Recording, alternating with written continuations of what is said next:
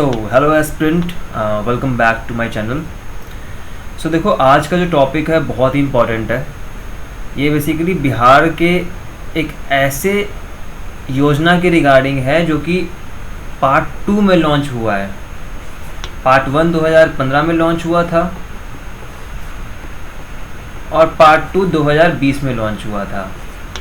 ये 7 निश्चय योजना जो कि बिहार सरकार द्वारा, इसमें मुख्यमंत्री जिसका प्रॉपर ब्यौरा देते हैं, तो मुख्यमंत्री Shri Nitish Kumar after the winning of second election, जब दूसरी बार सीएम बने, तो उन्होंने सोचा कि 7 निश्चय को थोड़ा सा और बेटर फॉर्म में किया जाए और उसमें जो जो नए तरीके से इम्प्लीमेंटेशन हो सके, तो developments of like womens, development of the youth, to the development of rural and urban areas, तो उसमें सभी चीज़ों को और बेटर तरीके से इंक्लूड करने के लिए, थोड़ा टेक्निकल सपोर्ट को यूटिलाइज करने के लिए 7 निश्चय 2 और प्लस बजट में 2023 जो है 24 के जो बजट में कितना एलोकेशन इस पे हुआ है, ये चीज़ें आप पढ़ोगे।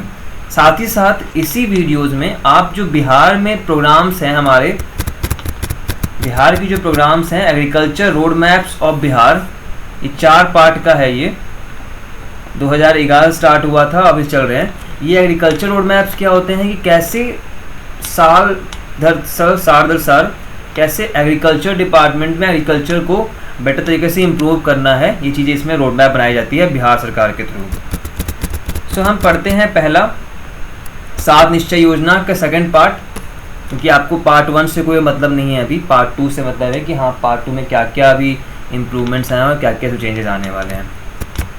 सो इसमें क्या है, budgetary outlay of 5000 crore for the financial year 2023-24, मतलब इस साल बजट, बिहार बजट में 5000 करोड़ रुपए का इससे एलोकेट हुआ है 7 निश्चय योजना को। अब क्या क्या इसमें है, पहला है आपका युवा शक्ति बिहार की प्रगति, युवा शक्ति बिहार की प्रगति। दूसरा है आपका सशक्त महिला, सक्षम महिला। तीसरा है आपका हर खेत तक सिंचाई का पानी। चौथा है आपका स्वच्छ गांव, समृद्ध गांव। पांचवा है आपका स्वच्छ शहर, विकसित शहर। और सेकंड लास्ट है हमारा सुलभ संपर्कता। और इसके अलावा लास्ट है हमारे सबके लिए अतिरिक्त स्वास्थ्य सुविधा, तो हेल्थ सेक्टर, हाइजीन सेक्टर, आपको ये development of urban areas, development of rural areas, इसके अलावा आपको एग्रीकल्चर डिपार्टमेंट सेक्टर, इसके अलावा आपको वुमेन एम्पावरमेंट यहाँ पर है, प्लस यूथ डेवलपमेंट। सभी चीज़ों पे आपको वर्क करने के लिए 7 निश्चय योजना बिहार गवर्नमेंट ने लॉन्च की है। अब देखते हैं क्या क्या नई चीज़ें इम्प्लीमेंट की जाएगी अब अलग अलग स्पेसिफिक डिपार्टमेंट में। So in order to enhance the excellence of each ITI of the state, 23 courses have been selected for skill training for the students and 20 industry partners have been identified by Tata Technology to get skilled student employed। मतलब देखा जाए तो ITI जो colleges हैं हमारे बिहार में, उसमें से 23 कोर्सेज को सिलेक्ट किया गया है फॉर स्किल ट्रेनिंग। इसमें आपको उसकी चीज़ के लिए आपको स्पेसिफिकली टाटा टेक्नोलॉजी आपको ट्रेन करेगी for the better employment in the private sector, skilful sectors. तो ये चीज़ें हो गई। इसके अलावा centre of excellence for drone technology, electrical vehicle, artificial intelligence, IT, 3D printings and the robotics, industrial automations. तो ये सेक्टर्स में आपको अलग से ट्रेनिंग मिलेगी। देखो, आफ्टर द कोरोना टाइम ऐसा हुआ है कि जो AI, EV और प्लस जो IoTs हैं और रोबोटिक्स है, ये बहुत ज़्यादा डिमांडेबल हो चुका है। मतलब कह सकते हैं जो फ्यूचर हमारा है वो इन्हीं पर डिपेंडेंट है। बट होता क्या है ना कि जो बिहार स्टेट के जो नेटिजन्स हैं, उनका रहता है कि वो स्किल्स पे ज़्यादा फोकस नहीं करते हैं। बहुत ही रेयर हैं जो बहुत स्किल्स पे फोकस करते हैं। तो ये इन जो इनिशिएटिव है, लाइक ड्रोन टेक्नोलॉजी हो गया, EV हो गया, AI हो गया, IoTs हो गया, ये बहुत डिमांडिंग है आज के फील्ड्स में। अगर आप किसी भी कंपनी में जाते हो, पुणे के या फिर बैंगलोर के, या फिर आप चले जाओ नोएडा में आ जाओ, यहाँ पर आप, या दिल्ली में आ जाओ, कहीं पे आ जाओ आप, या गुड़गांव में, कंपनीज डिमांड करती है उन कैंडिडेट को जिनके पास कुछ स्किल्स हो। बिना स्किल्स के पास नहीं रहोगे तो बिना स्किल्स के आपको जॉब नहीं मिलती है। अगर आप गवर्नमेंट एग्जाम्स की प्रिपरेशन करते हो तो ऑब्वियस सी बात है आपके पास में एक प्लान बी होना बहुत ज़रूरी है। प्लान बी इन सेंस जो आपकी अर्निंग होती है, आपकी स्किल्स होती हैं। तो डैट इज़ द थिंग कि अगर आप गवर्नमेंट सपोर्ट कर रही है इन चीज़ों में तो you people must adopt this type of skills so that you can apply for the plan B of your career. So यहाँ आपको ये चीज़ें ओपन की जाएंगी जिसमें आपको हर एक पॉलिटेक्निक कॉलेजेस में ये इस्टेब्लिश किया जाएगा ये कोर्सेज, ठीक है। इसके अलावा IIT Patna will be the knowledge partner for the same and ₹900 crore, मतलब इस 5000 करोड़ का कह सकते हैं कि 10%, 20% मान चलो कि आपको यहीं इसी प्रोजेक्ट पर लगाने वाला है, जो कि आपको फॉर द स्किल डेवलपमेंट। इसमें 900 करोड़ आपका एलोकेट किया गया है बजट 2023-2024 में, ठीक है। इसके अलावा स्टेट गवर्नमेंट है decided to establish universities for medical science, engineering and sports. इसके अलावा आपको नई यूनिवर्सिटीज़ ओपन की जाएंगी, इस्टेब्लिश की जाएंगी, किस फील्ड में, मेडिकल साइंस में भी, इंजीनियरिंग में भी और स्पोर्ट्स में भी, ठीक है।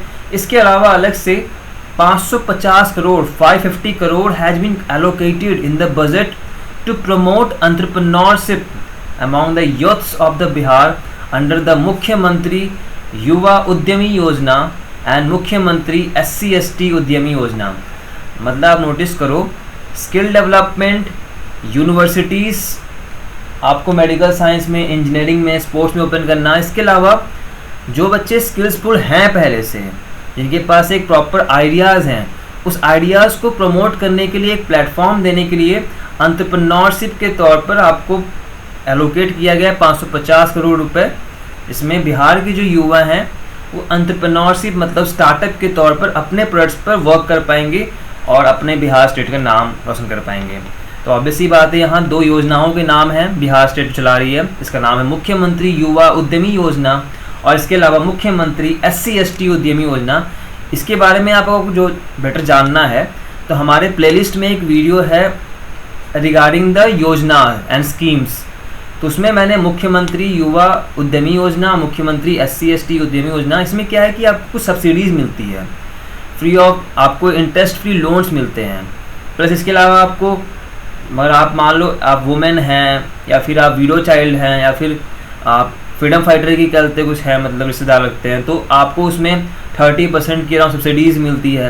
तो ये सब युवा योजनाज में आपको सब्सिडीज़ वगैरह हो गए, इंटरेस्ट फ्री लोन हो गए, मिल जाते हैं इसमें। तो आपको ये 3 चीज़ें याद रखनी है अंडर द युवा शक्ति बिहार की प्रगति, जो कि 7 निश्चय का पहला योजना है, ठीक है। दूसरा हम आते हैं फॉर द वुमेन एम्पावरमेंट, महिला सशक्तिकरण। तो महिला एम्पावरमेंट में क्या है, सशक्त महिला, सक्षम महिला। तो 250 करोड़ रुपए 250 crore has been allocated for Mukhyamantri Mahila उद्यमी योजना फॉर बजट ऑफ 2023-2024। और इसके अलावा जो हमारा मुख्यमंत्री महिला उद्यमी चला उस पर और 250 करोड़ रुपए एलोकेट किए गए हैं। प्लस ये जो नेक्स्ट पॉइंट है हमारा, 600 करोड़ रुपए हमारे एलोकेट किए गए हैं for the higher education among the women in the budget 2023-2024। Bihar government will provides financial aids of 25,000 rupees to intermediate pass and 50,000 rupees to graduate pass females। इसके अलावा एक चीज़ और भी था कि BPSC का जो प्री क्लियर करते हैं उन महिलाओं को आई थिंक कितना 1 लाख रुपए आगे फर्दर स्टडीज़ करने के लिए in the sector of BPSC only, तो ये चीज़ें मिलती हैं, इसका आप पढ़ लेंगे। बट ये चीज़ आप समझो कि बिहार गवर्नमेंट जो 12th पास स्टूडेंट होंगे उनको 25,000 रुपये दिए जाएंगे। कंडीशन क्या है, वो फीमेल होना ज़रूरी है, मेल मतलब जो हमारे पुरुष हैं उनको नहीं मिलने वाला, जो बॉयज़ हैं उनको नहीं मिलने वाला, ठीक है। इसके अलावा जो ग्रेजुएट होंगे उनको 50,000 रुपये मिलेंगे बिहार सरकार की तरफ से। तो मैं यही कहूँगा कि जो भी वुमेंस हैं अच्छे नंबर से पास करें, 12th करें और ग्रेजुएशन करें, और ये 25,000 रुपये 50,000 रुपये सरकार के हाथों से ले सकते हो आप, for your self development, for your empowerment, for your skill development. जहाँ आप यूटिलाइज करना है, you can utilize this money for your better upliftment in the society. क्योंकि अगर आप चाहते हो कि बिहार जैसे स्टेट से अपने आप को बेटर फॉर्म में इम्प्लीमेंट करवाना, अपने आप को अपलिफ्ट करवाना, तो ऑब्वियस ही बात है एक फिनेंशियल एड होना बहुत ज़रूरी है। और ये एड्स बिहार सरकार, अच्छा है कि वुमेन एजुकेशन के तौर पर जो बिहार सरकार में बिहार स्टेट में बहुत कम है, उसको बेटर फॉर्म में ले आने के लिए पैसे अगर सही तरीके से कोई इंडिविजुअल यूटिलाइज करता है तो अच्छी बात है। अगर इसको फालतू चीज़ों में खर्च करेगा तो दैट्स द, यू कैन से, सरकार की कोई गलती नहीं है, सरकार तो पैसे दे ही रहा है, बट आपकी है ना गलती कि हाँ आप इस पैसों को सही यूटिलाइज नहीं कर रहे हो, फालतू चीज़ों में खर्च करते हो जहाँ आपको कोई इसका करियर बेनिफिट नहीं सकता। तो आपके लिए ये अच्छी एक स्कीम है जो आपको याद रखनी है, for the specifically for the female child जो चाहती हैं पढ़ना, कुछ पढ़ना चाहती हैं लाइफ में। ठीक है, नेक्स्ट है आपका फॉर द एग्रीकल्चर डेवलपमेंट, जो कि हर खेत तक सिंचाई का पानी, समझ में आ गया हो सिंचाई का पानी। तो फॉर द इरिगेशन पर्पस इसमें अराउंड बजट में 870 करोड़ एलोकेट किया गया है इस योजना में। इसके अलावा 870 करोड़ में ही 200 करोड़ जो हैं वो एलोकेट किए गए हैं for the schemes under the water resources department in the budget 2023-2024। मतलब जो वाटर रिसोर्स डिपार्टमेंट है उसको 870 करोड़ में से 200 करोड़ दिए गए हैं। For the schemes of a minor water resource department 340 crore रुपए। इसके अलावा for the schemes of agriculture department 30 crore रुपए and for the schemes of energy department 300 crore रुपए। अब देखो मैंने यहाँ पर डिपार्टमेंट वाइज जो कितने एलोकेशन हुए हैं पैसों की वो बताया, बट देखो होता क्या है ना, हर घर नल योजना ये भी इसी के अंतर्गत आता है, प्लस जो गंगा नदी का पानी है वो उन क्षेत्रों में पहुंचाया जा रहा है पीने के लिए। घर की यूटिलाइजेशन कर सकते हो, बट पीने के लिए आपको राजगीर हो गया, नालंदा हो गया, गया हो गया, इन एरियाज में गंगा जी का पानी पहुंचाया जाएगा वहाँ पर। अब पहुंचाया जा भी रहा है, पहुंच भी चुका है पानी। तो ये सब चीज़ें, सभी चीज़ें हैं आपको एग्रीकल्चर प्लस के अलावा कुछ और भी हैं, लाइक नहर बनाना, कैनाल्स बनाना, तो ये सभी इसी प्रोजेक्ट्स में आते हैं। तो बाकी इसके फुल डिटेल्स नहीं दिए गए हैं कि हाँ कौन सा योजना चल रहा है, कौन सा योजना नहीं चल रहा है, तो आप इसके बारे में देख भी लेंगे एक बार बजट में। ठीक है, नेक्स्ट है आपका स्वच्छ गांव समृद्ध गांव। It is all about the rural development. Rural development so मुख्यमंत्री सोलर स्ट्रीट लाइट स्कीम को दिया जा रहा है इस बजट में 392 करोड़ रुपीस। इसमें क्या होता है कि ये scheme to install solar street lights in each ward of the gram panchayat for the public use to increase the income of people involve in animal husbandry and fisheries. Rupees 100 crore rupees has been allocated in this Swachh Gaon समृद्ध गांव योजना। सो देखो यहाँ पर क्या है, दो चीज़ें आपको याद रखनी है। मुख्यमंत्री सोलर लाइट स्कीम, ये आपको याद रखना है। इसमें क्या होता है कि आपको हर एक वार्ड में, जो ग्राम पंचायत में वार्ड्स होते हैं, वहाँ पर सोलर लाइट्स के लिए अवेलेबिलिटी करवाना, जो कि लोकल पीपल वहाँ से यूज कर सकें उसको। तो ये पहला स्कीम यूटिलाइज किया गया है अंडर स्वच्छ गांव समृद्ध गांव के अंदर। इसके अलावा जो फार्मर्स, जो यहाँ के लोग हैं वो इन्वॉल्व हैं अपने एनिमल हस्बेंड्रीज में या फिर फिशरीज़ में, मतलब जो पशुपालन करते हैं और मछली पालन करते हैं, उसके लिए 100 करोड़ रुपए एलोकेट किए हैं। इसमें क्या सब्सिडीज़ मिलती हैं उन फार्मर्स को जो कि इन सेक्टर्स में इन्वॉल्व हैं, एनिमल हस्बेंड्रीज में या फिशरीज़ में इन्वॉल्व हैं आपको। ठीक है, नेक्स्ट है आपका स्वच्छ शहर विकसित शहर। अब देखो यहाँ दो चीज़ें आती हैं, पहला तो अर्बन डेवलपमेंट है, ठीक है, और यहाँ पर स्वच्छ शहर आ गया, मतलब कहीं ना कहीं आ जाएगा हाइजीन की बात आ जाएगा, हाइजीन और क्लीननेस पर। तो हमने नोटिस किया था कि जो आपको हमारे देश के जो ग्रीन ट्रिब्यूनल है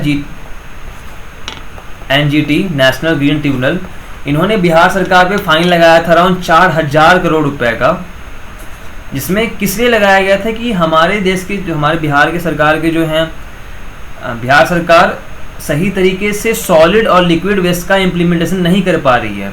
मतलब सूखे कचड़े और गीले कचड़े को अलग तरीके से इम्प्लीमेंट करने के लिए एनजीटी की तरफ से बिहार सरकार को फाइन लगाया गया था। तो देख सकते हो कि पहला टॉपिक ही है आपको solid and liquid waste management, इसमें ₹124 करोड़ रुपीस एलोकेट किए गए हैं।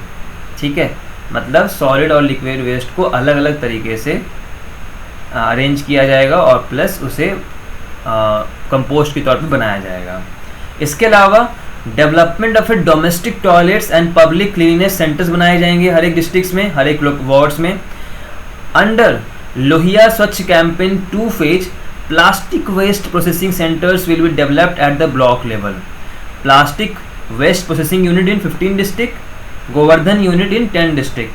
तो आपको ये याद रखना है कितने डिस्ट्रिक्ट्स में प्लास्टिक वेस्ट प्रोसेसिंग यूनिट बनने वाली है और गोवर्धन यूनिट बनने वाली है। आपको एक चीज़ यहाँ पे एक वर्ड आया है लोहिया स्वच्छ कैंपेन 2। ये किस लिए होता है? जहाँ आपको प्लास्टिक वेस्ट का रिसाइकलिंग होती है। ठीक है, अब आते हैं नेक्स्ट इसी में establishment of old age shelters, जिसको 20 करोड़ रुपए एलोकेट किए गए हैं, जहाँ पर जो वृद्धा आश्रम जो होते हैं, जहाँ पर बूढ़े लोग जिनको कोई सहारा नहीं देता वो आके रह सकते हैं यहाँ पर, उनके लिए उसके बेटर अपलिफ्टमेंट के लिए आपको 20 करोड़ रुपए एलोकेट किए गए हैं। इसके अलावा आपको constructions of a multi storey residential houses for the urban poors of rupees में आपको 35 करोड़ एलोकेट किए हैं। मतलब बहुमंजिल आपको रहने के लिए घर दिए जाएंगे, जो कह सकते हैं शहरी जो गरीब हैं उनके लिए ये एलोकेट किया गया 35 करोड़ रुपीस इस स्वच्छ शहर विकसित शहर योजना में। 7 निश्चय योजना का एक पार्ट है ये, फिर से बता दूं मैं, ये कोई अलग योजना नहीं है। 7 निश्चय जो हमारा बिहार सरकार सेकेंड पार्ट लेके आए हैं 2020 में, बिफोर कोरोना, उसमें ये कहते आपको एलोकेशन हो रहा है। आप नोटिस करना ये 2020 से पहले सब चीज़ें नहीं थी, बट आफ्टर द से जो सिनेरियो चेंज हो रहा है लोकेलिटीज़ में, इन्वायरमेंट में, उसके अकॉर्डिंग एक्शंस लेने जरूरी हैं और एक्शंस लिए भी जा रहे हैं बिहार सरकार के थ्रू। क्योंकि देखो ऑब्वियसली बात है, सॉलिड लिक्विड वेस्ट ये सब चीज़ें क्यों हैं?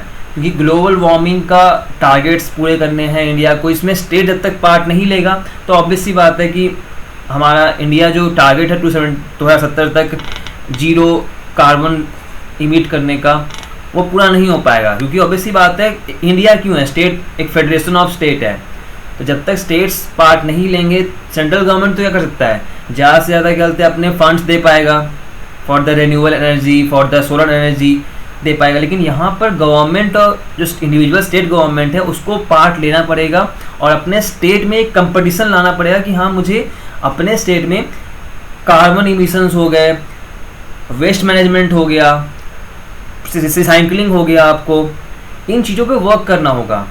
ठीक है, और प्लस एक अवेयरनेस अमॉन्ग द पीपल। जब तक आप लोग अवेयर नहीं होंगे कि हाँ भाई क्या होता है सॉलिड वेस्ट, क्या होता है लिक्विड वेस्ट, तब तक समझ में कुछ नहीं आने वाला। देखो इतना अगर मान लो 124 करोड़ रुपए लगाए जा रहे हैं इस चीज़ के लिए, मतलब एक कचड़े के लिए लगाया जा रहा है यहाँ पर। अगर हम लोग पहले से अवेयर रहें तो इन चीज़ों पर पैसा ना लगाया जाए। लेकिन हाँ वही है कि कह सकते हैं ना एक मेंटालिटी जिसे कहते हैं हम लोग, कि अगर सामने वाले ने किया तो हम भी करेंगे वो काम तो वो चीज़ें रहती है यहाँ पर।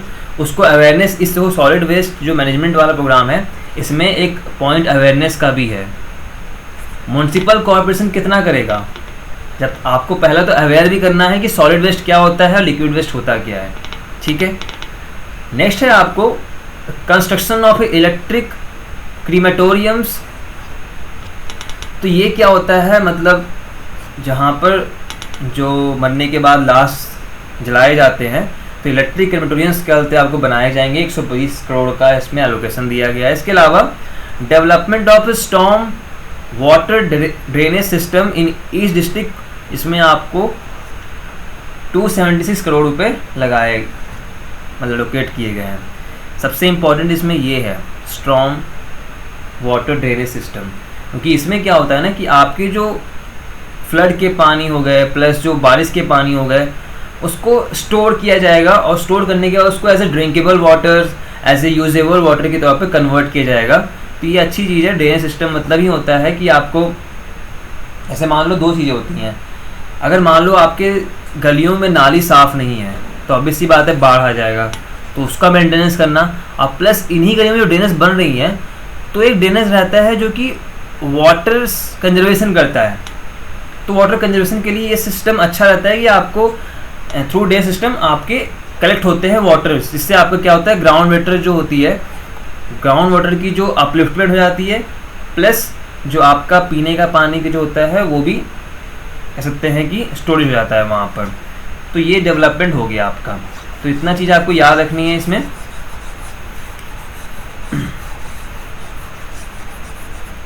अब आते हैं नेक्स्ट, सुलभ संपर्कता। इसमें क्या है, इसका मतलब होता है इजी कनेक्टिविटी। मतलब अगर मान लो एक गांव से शहर को जोड़ना है या फिर शहर को शहर से जोड़ना है, तो उसके लिए कनेक्टिविटीज़ मतलब रोड्स हो गया, उसको मेंटेन करने के लिए रोड हो गया, ब्रिजेस हो गया, बहुत सारे कनेक्टिविटी होते हैं। तो रूरल कनेक्टिविटी के लिए 185 करोड़ रुपीस का एलोकेशन हुआ है, और बाईपास और फ्लाईओवर्स जो कि शहरी क्षेत्रों में बनता है उसके लिए 200 करोड़ रुपए का एलोकेशन हुआ है आपको। ठीक है, तो इतना आपको याद रखना है अंडर 7 निश्चय योजना में। उसमें आपका जो योजना है सुलभ संपर्कता, जो कि इजी कनेक्टिविटी होती है rural areas to rural areas, rural to urban areas, urban to urban areas. तो ये चीज़ें आपको याद रखनी है। लास्ट है हमारा सबके लिए अतिरिक्त स्वास्थ्य सुविधा, that is health department, health development. इसमें अराउंड 460 करोड़ रुपीज़ एलोकेट किए गए हैं। इसमें आपको वेटनरी हॉस्पिटल्स बनाए जाएंगे आपको हर एक 8 से 10 पंचायत में। इसके अलावा door step delivery of a medical facility and a tele medicine facility for cattle to be provided. ठीक है, इसके अलावा Bal Hriday Yojana, health department under the scheme in implementation since April 2021, 700 children born with atrial septal defect received free treatment in Ahmedabad. Okay, आपको जहाँ कुछ याद रखना है, इसमें ज़्यादातर वर्क किए गए हैं पशुपालन में। जो मरीज मतलब जो पशु बीमार हो जाते हैं, जिनको ट्रीटमेंट की जरूरत होती है, उसके लिए वेटनरी हॉस्पिटल बनाए जाएंगे। प्लस डोर स्टेप मतलब डिलीवरी सकती है उनकी मेडिसिन की। तो ये सब चीज़ें आपको, प्लस इसमें टेली मेडिसिन कॉलिंग पर आपको जो डॉक्टर सजेस्ट करेंगे कि हाँ आपके पशु के लिए क्या चीज़ ज़रूरी है, कैसे उसको ठीक कर सकते हैं, चीज़ें इसमें रहेंगी। और इसमें एक चीज़ और है कि जो एट्रियल सेप्टल डिफेक्ट होता है हमारे बच्चों में, उसको बेटर तरीके से ट्रीटमेंट करने के लिए, उसे प्रॉपर एक्सट्रैक्ट करने के लिए आपको बाल हृदय योजना की एलोकेट किया गया था। ये चल रहा है 2021 से ही। इसमें आपको अहमदाबाद से ट्रीटमेंट होती है, जहाँ पर से ये एट्रियल सेप्टल जो डिफेक्ट है उसको ट्रीटमेंट दिया जाता है। ठीक है, तो इतना हो गया आपको 7 निश्चय योजना। इसमें आपने सबके लिए अतिरिक्त स्वास्थ्य सुविधा देखा, सुलभ संपर्कता देखा, स्वच्छ शहर विकसित शहर देखा, स्वच्छ गांव समृद्ध गांव देखा, हर खेत तक सिंचाई का पानी भी ये भी इसी योजना का पार्ट है। सशक्त महिला, सक्षम महिला, ये इम्पोर्टेंट है। सबसे इम्पोर्टेंट ये है युवा शक्ति बिहार की प्रगति, क्योंकि आज इस बार का जो थीम है 7 निश्चय योजना का वो यही है, युवा शक्ति बिहार शक्ति। इसमें देखो आप नोटिस रखना, यहाँ आपको 900 करोड़ रुपए लगाए गए हैं। सबसे ज़्यादा एलोकेशन है आपको इस पूरे 7 निश्चय योजना में। ठीक है, तो ये हो गया आपका ख़त्म 7 निश्चय योजना। अब हम स्टार्ट करते हैं agricultural road maps of Bihar. क्या होता है 4 साल का 5 साल का रोड मैप बिहार का, जिससे वो उस एग्रीकल्चर डेवलपमेंट्स के लिए वर्क करती हैं विथ थ्रू एग्जीक्यूटिव ऑर्डर्स। सो देखो ये कब स्टार्ट हुआ था, फर्स्ट 2008 में स्टार्ट हुआ था, 4 साल के लिए इम्प्लीमेंटेशन था। ऑब्जेक्टिव क्या था, to pilot a rainbow revolution by adopting an integral development programme of agriculture, horticulture, forestry, sugar cane, fisheries, poultry, animal husbandries. तो इन चीज़ों को बेटर तरीके से डेवलप करने के लिए इसमें आपको कौन कौन सा आ जाता है, लाइक हॉर्टिकल्चर हो गया, फॉरेस्ट्री हो गया, गन्ना खेती हो गई, मछली पालन हो गया, पोल्ट्री हो गया, प्लस एनिमल हस्बेंड्री हो गया। तो इन चीज़ों पे बेटर तरीके से एक वर्क करने के लिए, डेवलप करने के लिए ऑब्जेक्टिव था। आउटकम क्या निकला, बिहार रिसीव द कृषि कर्मन अवार्ड इन 2011-12। मतलब इस ऑब्जेक्टिव जो था हमारा, उससे एक चीज़ फ़ायदा हुआ, हमारा कंक्लूजन क्या निकला कि कृषि कर्मन अवार्ड मिला इनको, किस चीज़ में, तो for achieving the highest rice production of 81 lakh metric ton. तो आपको ये समझना है कि 2000 जो फर्स्ट फेज था हमारा, फर्स्ट जो हमारा रोड मैप था, उसका ऑब्जेक्टिव था फॉर द बेटर डेवलपमेंट। इसमें हमने आउटकम क्या पाया, कृषि कर्मन अवार्ड मिला हमें, किसमें, सबसे ज़्यादा चावल की उत्पादकता के लिए। इसमें अराउंड 81 लाख मेट्रिक टन हमने प्रोडक्शन किया अपने बिहार स्टेट में। तो पहला आपको फेज ये था। सेकंड फेज क्या हुआ आपका, सेकंड फेज हमारे जो उस टाइम के 2012 में जो प्रेसिडेंट थे, उस टाइम कांग्रेस सरकार थी हमारी, अभी बीजेपी सरकार है। उस टाइम जो प्राइम मिनिस्टर थे वो मनमोहन सिंह थे। तो उस टाइम जो प्रेसिडेंट हमारे थे श्री प्रणब मुखर्जी पटना आए थे, उन्होंने लॉन्च किया था हमारा सेकंड रोड मैप, जो कि 2012 से लेकर 2017 तक चला था। इसमें ऑब्जेक्टिव क्या था, to ensure food and nutritional security and to enhance farmers income. Objective पहले का क्या था, to develop the sectors like horticulture, forestry, sugar cane, agriculture, fisheries, poultry, admission. लेकिन इस बार क्या है कि हर एक इंसान को प्रॉपर तरीके से फूड एंड न्यूट्रिशनल सिक्योरिटी मिले और प्लस फार्मर्स की जो इनकम है वो बढ़े। ठीक है, तो it mainly focused on road connectivity to help the rural population get access to wholesale market to enable them to directly sell their goods. इसका आउटकम शायद से उतना बेटर नहीं निकल पाया, क्योंकि उसमें उतार चढ़ाव इस बार में हुई कि बिहार में उस टाइम में क्या हुआ था कि जो चीफ मिनिस्टर्स थे वो अपना दल बदल रहे थे, यहाँ से वहाँ चेंज हो रहे थे। उसमें क्या हुआ कि सही तरीके से काम नहीं हो पाया, तो इसका ऑब्जेक्टिव सही तरीके से कंक्लूजन नहीं हो पाया। ठीक है, लेकिन क्या हुआ कि फोकस किया गया था उस टाइम में कि जो रूरल कनेक्टिविटी है होलसेल मार्केट से डायरेक्ट कनेक्ट हो जाए, जिससे जो फार्मर्स हैं अपने गुड्स को, अपने जो प्रोडक्शंस को, क्रॉप्स को सेल कर पाए विथ बेटर अमाउंट के साथ में। ठीक है, मतलब खुद नेगोशिएट करने का यहाँ बात हो रही है। थर्ड फेज स्टार्ट हुआ हमारे, इसको लॉन्च किया हमारे उस टाइम के, अभी तो हमारे द्रौपदी मुर्मू हैं, लेकिन प्रेसिडेंट इससे पहले थे श्री रामनाथ कोविंद। नवंबर 2017, इसका भी 5 साल का था, 2017 से लेकर 22 तक के था इसका प्रॉपर तरीके से रोड मैप।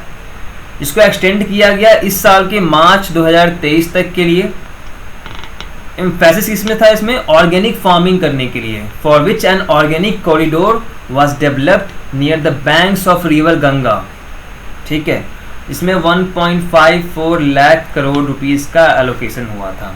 इसका कोई कंक्लूजन रिपोर्ट नहीं आया है, बट लास्ट हमारा क्या है, फोर्थ रोड मैप्स। इसमें 1 अप्रैल 2023 से लेकर के 31 मार्च 2028 तक के लिए ये लॉन्च किया गया है।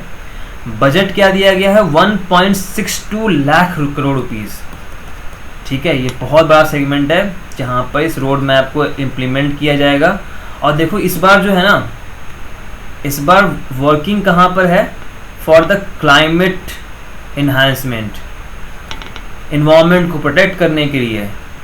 इस बार भी क्या है योजना में, इस रोड मैप में फार्मर्स की जो इनकम है उसको बढ़ाने के लिए, उसको प्रॉफिटेबल बनाने के लिए, और प्लस थोड़े से इन्हांस जो टेक्निकल सपोर्ट हो सके फार्मर्स को मिल सके, जिसमें इक्विपमेंट्स हो गए, टेक्निकल आइटम्स हो गए, खाद हो गए, उसको थोड़ा सा एडवांस वर्जन मिले फार्मर्स को।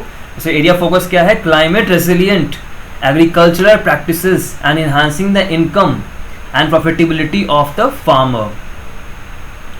सो कैरेक्टरिस्टिक क्या है इसका, तो budget authorised for the next 5 years is in one go. The earlier amount was allocated on a yearly basis. मतलब ये जो 1.62 लाख है ये 5 साल तक के लिए लगता है। इससे पहले हमने देखा कितना, 1.5 लाख करोड़ रुपीस ये आपको वो था महीने बेसिस पर, मतलब ये सॉरी सालाना बेसिस पे था। अब यहाँ क्या है 5 साल का वन गो पूरे चला गया पैसा एक बार में ही, ठीक है। इसके अलावा क्या होगा कि आपको 100 सीड हब एस्टैब्लिश किए जाएंगे, जहाँ पर बिहार खुद का एक सेल्फ सफिशिएंट सीड प्रोडक्शन में अपना खुद का स्टेट रहे। इससे क्या होगा, क्रॉप डाइवर्सिफिकेशन होगा, हायर फ्रूट ग्रेन प्रोडक्शन होगा, जिससे आपका बेटर एग्रीकल्चर मार्केटिंग हो सकेगी। यूजिंग ए नैनो यूरिया थ्रू ड्रोन्स, मतलब ड्रोन्स के थ्रू आप अपने यूरियाज को, खाद को छिड़क पाओगे आप। डिजिटल एग्रीकल्चर होगा इसमें, plus climate resilient agriculture practices will adopt in 10 villages. ये बहुत आगे का ऐसा थिंकिंग है, क्योंकि अगर बिहार स्टेट को इतना हमें टेक्निकली अपलिफ्ट करना है तो ऑब्वियस सी बात है लोकल्स में, लोकेलिटीज़ में इसका अवेयरनेस होना ज़रूरी है। क्योंकि ऑब्वियस सी बात है नो वन नोज़ कि क्लाइमेट रेजिलिएंट एग्रीकल्चर प्रैक्टिस क्या होता है। लोगों को पता है कैसे करके ये मेरा खेत पट जाना चाहिए, बस ये होता है ना आज के जनरेशन में। चाहे वो मोटर रात दिन चला दें या फिर अपने जो भी फीडर वगैरह होते हैं या फिर जो भी होता है उससे वो चला के छोड़ दें। पॉल्यूशन हो रहा है, बिजली खपत हो रहा है, इससे कोई मतलब नहीं है। तो यहाँ क्लाइमेट रेजिलिएंट मतलब ही होता है कि आपको क्लाइमेट को संरक्षण करना है, बचाना है। इसमें एग्रीकल्चर प्रैक्टिस होती हैं जिसमें आपको यूज़ होगा सोलर प्रोडक्ट्स का, रेन्यूएबल प्रोडक्ट्स का यूज होगा यहाँ पर, प्लस ऑर्गेनिक फार्मिंग होने, मतलब यहाँ जो लिखा है मैंने, इसका मतलब ये होता है कि आपको जो खाद प्रोडक्ट होंगे वो ऑर्गेनिक होंगे। तो ऑर्गेनिक में ऑब्वियसली बात है you will be taking the help of the cow dung, plants, और you can say composite waste. तो ये सब चीज़ें बहुत ही एक अवेयरनेस वाली बात है। और प्रॉफिटेबिलिटी के लिए आपको ऑब्वियसली बात है एक टाइमली जो कैसे सपोर्ट, मान लो अगर किसी एरियाज़ में फ्लड है, नहीं आ रहा पानी, बारिश के मंथ में नहीं आ रहा, तो ऑब्वियसली बात है देयर वुड बी ये सम कैनाल्स मेकिंग, कैनाल्स इम्प्रूवमेंट। इससे क्या होगा कि थोड़ा सा जो प्री टाइम एक हेल्प मिल जाएगा फार्मर्स को for their production in their crops. तो वर्क देखो इसमें पूरा वर्क जो है वो है हमारे एग्रीकल्चर डिपार्टमेंट में। यही होता है रोड मैप जो बिहार सरकार अपने हर एक 5 साल के लिए एलोकेट करती है। एक तरह से ये आप जानते हो कि प्लानिंग कमीशन पहले था, अभी नीति आयोग बन चुका है। तो प्लानिंग कमीशन क्या करता था कि देश में कैसे अगले 5 साल हमें अपने पैसे खर्च करने हैं और किन चीज़ों पर डेवलपमेंट करना है, उसी के रिगार्डिंग हम मतलब पूरी तरह से काम की जाती थी। तो इसमें भी यही है, आपको मुख्यमंत्री जी नीतीश कुमार, आदरणीय नीतीश कुमार, ये रोड मैप्स लेके आते हैं जिससे थोड़ा सा एक उनका जो कह सकते हैं ना मोटिव बन पाए कि हाँ मुझे इन सेक्टर्स पे काम करना है। इनके पास एक पॉइंटर्स है काम करने के लिए, फंड्स इन्होंने निकाल लिए हैं अपने बजट से। तो ऑब्वियसली बात है अगर वर्क करेंगे तो इनके लिए फ़ायदेमंद। मतलब हमने इसमें सीखा 7 निश्चय योजना प्लस रोड मैप। तो आपको कहाँ इसमें ध्यान देना है, दोनों में जो मैंने योजनाएं बताए हैं, जो स्कीम्स चल रही हैं और कितने कॉलेजेस ओपन होंगे, कितने बनने वाले हैं, रोड मैप इसका क्या है, एग्रीकल्चर का क्या इसका मोटिव है, क्या ऑब्जेक्टिव है, इन चीज़ों फोकस रखना है। क्योंकि ये बिहार बीपीएससी का बहुत ही पसंदीदा कह सकते हैं सब्जेक्ट है। इसमें से 1 से 2 क्वेश्चन आएंगे ही आएंगे, आपके लिख करके ले लो आप, ठीक है। तो आपको इसे फोकस करना है। बाकी थैंक यू सो मच।